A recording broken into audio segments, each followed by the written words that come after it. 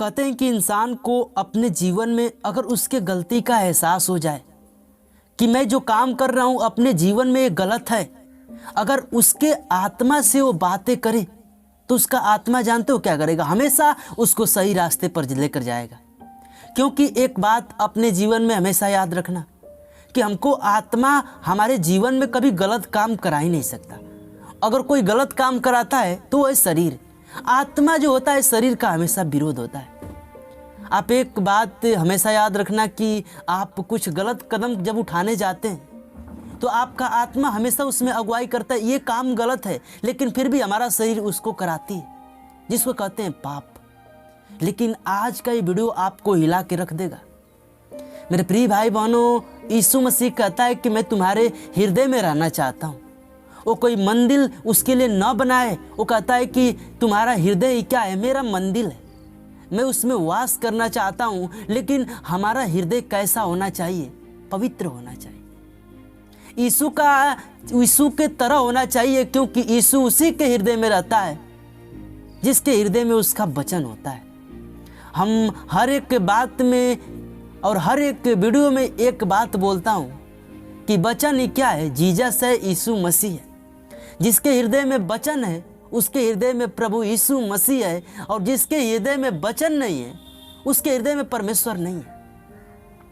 मेरे प्रिय भाई बहनों, आप आज का मैसेज थोड़ा गौर से सुनिएगा, क्योंकि आज का जो मैसेज है सबसे हट के देने वाला हूँ। ये मैसेज आपके ज़िंदगी में वो बदलाव लाएगा जो बदलाव आज तक आपके जीवन में न हुआ। एक बात हमेशा याद रखना कि लालच जो होता है हमेशा पाप में गिराता है। हमको पैसे का लालच परमेश्वर से दूर करता जाता है। हम अपने जीवन में सोचते हैं कि मैं कितना पैसे कमा लूँ, मैं कितना प्रॉपर्टी बना लूँ, लेकिन परमेश्वर के व्यवस्था को भूल जाते हैं। हम परमेश्वर में टाइम नहीं देते। लेकिन मेरे प्रिय भाई बहनों, परमेश्वर में जो टाइम देता है वो स्वर्ग के लिए देता है, और स्वर्ग के लिए धन इकट्ठा करता है। आप इस धरती पे आप चाहे कितना भी धन इकट्ठा कर लें, एक न एक दिन वो क्या होगा? खत्म हो जाएगा, और उस धन को आपको छोड़कर जाना है।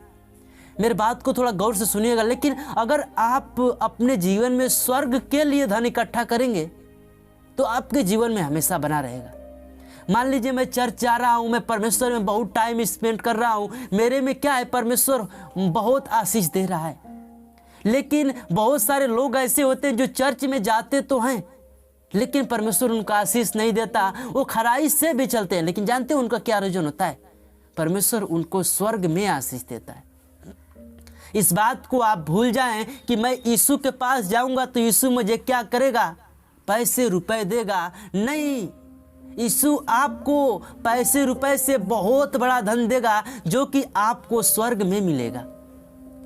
आप अपने जीवन में बहुत सारे पैसे कमा लिए, लेकिन आपका प्राण ही अच्छा नहीं है, आपका जीवन ही अच्छा नहीं है, तो पैसा कमाना आपके जीवन में सब कुछ व्यर्थ है।